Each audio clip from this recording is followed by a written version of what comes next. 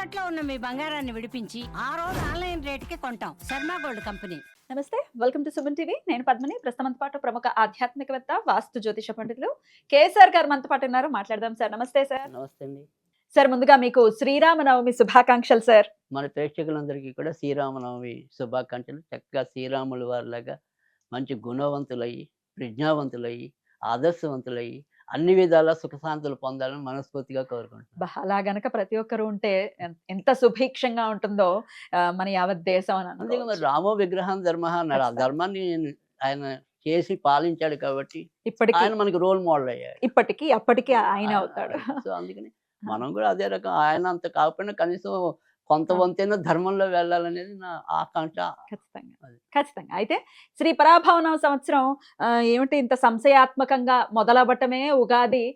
సూర్యోదయానికి పాడ్యం లేదు, మర్నాడు పాడ్యం వెళ్ళిపోయింది. మళ్ళీ ఇప్పుడు నవమికి కూడా ఎంతో కొంత సంశయం అయితే ఉంది. ఏ రోజు చేసుకోవాలి? అటు స్మార్త పద్ధతి ఒకటి ఉంది, మధ్వ అంటే వైష్ణవ పద్ధతి ఒకటి ఉంది. ఎప్పుడు చేసుకోవాలో తెలియట్లేదు. మరి ఏమిటి, ఎప్పుడు వస్తోంది శ్రీరామనవమి? ఏం చేసుకోవచ్చు ఆ రోజున? శ్రీరామనవమి అంటే అసలు అద్భుతం. ఇంకా ఊరు వాడ పందిళ్ళు వేసేసి ఆ స్వామికి చేసేటటువంటి కళ్యాణం భద్రాచలంలో ముత్యాల జరిగేటటువంటి ఆ కళ్యాణాన్ని అక్షంతలతో. చూడటం ఎంత అద్భుతం అసలు. ఒకసారి ఆ చెప్పండి. పానకం తాగినా కూడా అద్భుతంగా ఉంటుంది. అద్భుతంగా ఉంటుంది. రైట్. మరి చెప్పండి సార్, ఎప్పుడు వస్తోంది అసలు నవమి?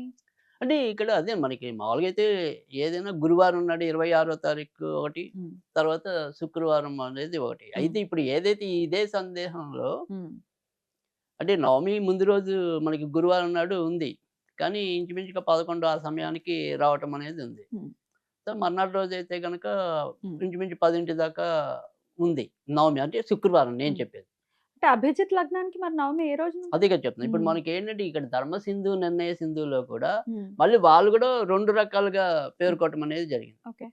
అపర్ణహాలకి ఏదైతే నవమి ఉంటుందో ఆ రోజే చేసుకోవాలనేది చెప్పింది. అందుకని ఎక్కువ మంది స్మార్తులు వీళ్ళందరూ కూడా ఈ 26 గురువారం నాడు చేసుకోవటం అనేది ఉంది అపరాహ్న కాలం అంటే మధ్యాహ్నం టైం కదా. అప్పుడు అందుకని అభిజిత్ అభిజిత్ కూడా లగ్నం ఉంటుంది. అనేది ఉంటుంది. సరే. తర్వాత మరి ఇదే మాసంలో వచ్చిన అంతకితం ఏదైనా సరే మత్స్య జయంతి ఇవన్నీ కూడా ఉమ్, ఆయన కూడా అపర్ణ వేళ ఆయన రావటం అనేది ఉద్భవించడం అనేది జరిగింది.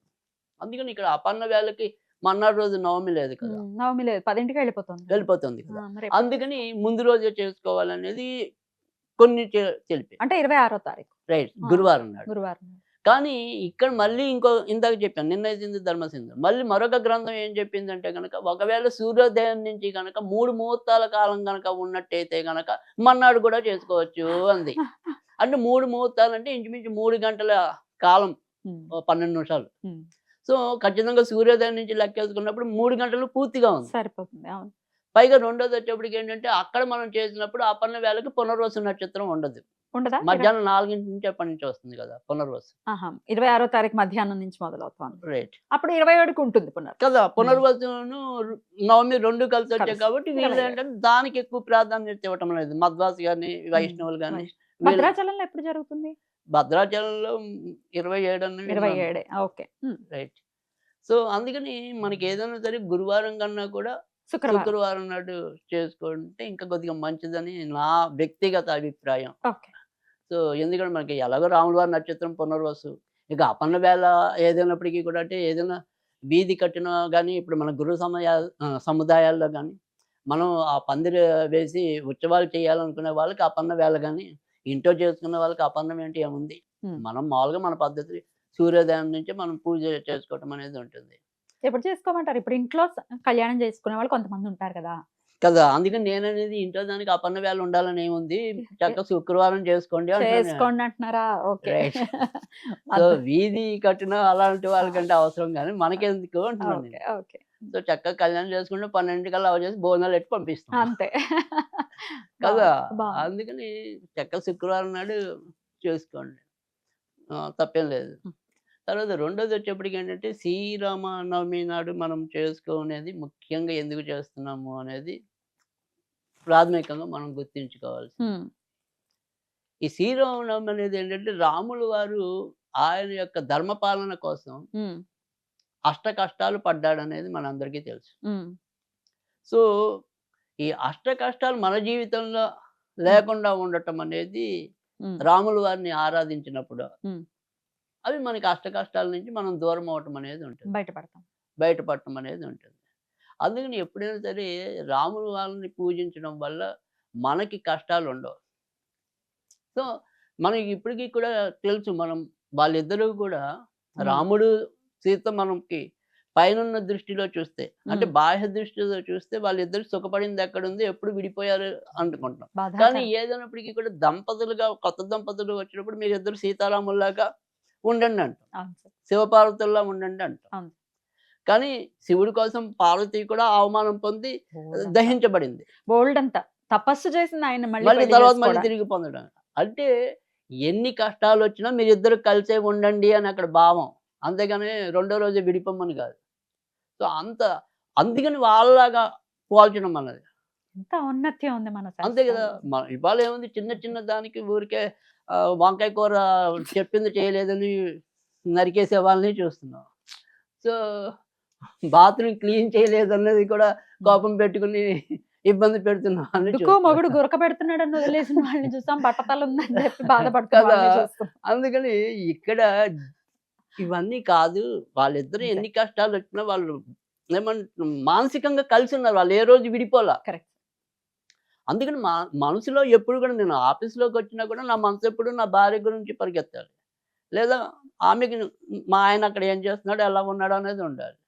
వెళ్ళిందే తడుగా ఆనందం అని కాదు. అంటే మన మనసు ఎప్పుడు కూడా మన ఇల్లాల మీద, మన పిల్లల మీద, మన కుటుంబం మీద ఉండాలి.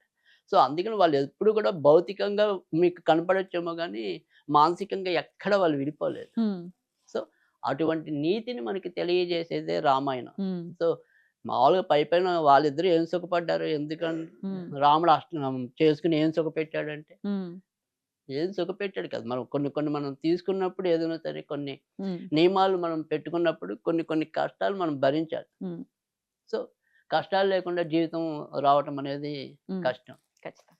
సో అందుకని ధర్మానికి వెళ్ళిన వాడికి, సత్యం పలికే వాళ్ళకి ఎలాగైనా ఇబ్బందులు అనేది సత్యహరిశ్చంద్రుల్లోనూ చూసాం. ఇక్కడ ధర్మాన్ని పాలించిన రాముల్లోనూ చూసాం. అంత మాత్రం అవి ఎందుకు వదిలేస్తాం? కరెక్ట్. సో మనం పట్టుకోవాలి. ఉమ్.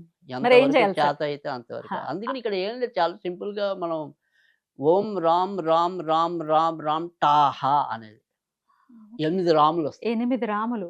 రామ్ ఓం రామ్ రామ్ రామ్ టాటాలో 2 ఠా ఉంటుంది కదా. ఠా, ఒత్తు ఠా. దెబ్బ అది ఉమ్. ముఠా అంటామే, ముఠాలో ఠా. అదే. టా సాహా ఆ. అంతే. టా స్వాహా. సాహా. ఇంకోసారి. రామ్ రామ్ రామ్ రామ్ టా సాహా సాహా. అది ఉమ్. అంతే. ఠా ఉమ్. అది ఉమ్. అది ఓకే. ఎన్నిసార్లు చేయమంటారు ఇది? ఇది అంతే. మనది ఎప్పుడైనా సరే 54 108 ఉమ్. అలా చదువుకొని రాముల వారికి ఎప్పటిలాగానే మనం వడపప్పు పానకం హా. నివేదన చేస్తే చాలు. ఉమ్. సో ఈ మంత్రాన్ని మీరు ప్రతిరోజు కూడా చదువుకుంటే మన జీవితంలో ఎదురయ్యే అన్ని రకాల అష్ట కష్టాల నుంచి కూడా మనం ఖచ్చితంగా బయటపడటం అనేది ఉంటుంది. అద్భుతం సార్. రాముడి గురించి ఎంతసేపు విన్నా వినాలనిపిస్తుంది. ఎంతసేపు మాట్లాడినా కూడా మాట్లాడుకోవచ్చు. ఎగ్జాక్ట్లీ. సో ఎవరు కూడా ఏమంటాం ఆనందాన్ని అనుభవిస్తారు కానీ వీళ్ళేంటి అనేక ఉండదు. అవును. శ్రీకృష్ణుడు బాల్యాన్ని గుర్తించుకున్న, ఆ. రాముల వారి ధర్మాన్ని గురించి గుర్తించుకున్న మనకి ఒళ్ళు పులకరిస్తుంది. ఖచ్చితంగా సార్. రైట్ ఏమి అద్భుతమైనటువంటి స్వరూపం. ఆయనను కొలవటం మన సుకృతం. ఖచ్చితంగా రైట్. చేసుకుందాం పండగని చాలా విశేషంగా. అయితే ఇంకొక ప్రశ్న సార్, ఈ రాముల అంటే వారి ముఖ్యంగా మనకి ఏంటంటే ఈ యొక్క చైత్రమాస ఉమ్. విధుల్లో ఉమ్, ఎవరి శక్తానుసారం వాళ్ళు గనక రామనవమి చేసుకోకపోతే, అంటే ఇప్పుడు మనకి ఇంతకు ముందు వసంత పంచమి ఆ. ప్రారంభంలో వచ్చింది. అవును. ఈ 2 ఏదైతే ఉగాది పండగకు ఉండే విధుల్లో 2 విధులు తప్పనిసరి చెప్పింది. ఉమ్, అంటే ధర్మసింధు గాని, నిర్ణయ సింధు గాని ఇలాంటివి ఏవైతే ధార్మిక గ్రంథాలు ఉన్నాయో ఉమ్, ఏమని చెప్పింది? ఒకటి ఈ ఉగాది విధుల్లో ఉమ్, ఉదక కుంభ దానం. ఉమ్, అంటే చిన్న కుండలో ఉమ్. నీళ్లు పెట్టి దాని మీద మనం ఒక వస్త్రాన్ని చుట్టి ఉమ్, ఎవరో ఒకరికి దానం చేయటం ఉమ్, అనేది. ఉమ్. అంటే ఇక్కడ దాని నుంచే మనకి ఇవాళ చలివేంద్రాలు రావటం అనేది రావటం. జరిగింది. సో చేసి తీరాలి అందరూ. అంతే కంపల్సరీ మీ ఎంతో కొంత ఎవరికో ఒకరికి ఈ నీటిని దానం చేయాలి. ఉమ్. ఎందుకంటే తర్వాత వచ్చేదంతా కూడా వేడి వేసవికాలం. వేసవికాలం. చూడండి అందుకని ఆ వేసవికాలంలో మనం ఆ దాహం ఇప్పుడంటే అసలు నీళ్ళు ఇవ్వడానికి మనకే నీళ్ళు వస్తాయో లేవో తెలియదు. ఎన్ని రోజులకు వస్తాయో తెలియదు. అవును. మరి పాత రోజుల్లో నీళ్ళు అడిగితే మజ్జిగ ఇచ్చేవారు. ఆ. సో అప్పుడు ప్రతి ఇంటి దగ్గర చక్కగా అరుగులు ఉండేవి. అరుగులు పాపం ఉండేవి, ఎండను పడి వస్తే కుండలు పాపం ఉండేవి. అక్కడ ఉండేవి. అందుకని కొండ లేనివాడు ఇంటి దగ్గర అరుగు లేనివాడు ఉండటం కష్టం. అవును. ఇప్పుడు సో అరుగా నా బొంద అది అసలు అది ఎక్కడ ఉంటుంది ఇప్పుడు అరుగులేదు కానీ ఏమీ లేదు. కాకపోతే ఇంకా కొద్దిగా మన ఊళ్ళలో పాత ఊళ్ళలోకి పాత వెళ్తే ఊళ్ళల్లో కొద్దిగా దొరుకుతాయి. ఇంకేం దానం చేయాలి సార్ వీటితో పాటు? అదే మామూలుగా అయితే అసలు ఉదకం అంటే అయితే నీరే 9 రోజుల్లో ఏదో ఒక రోజు చేయాల్సిందేనా చేస్తే ఇది? మంచిది.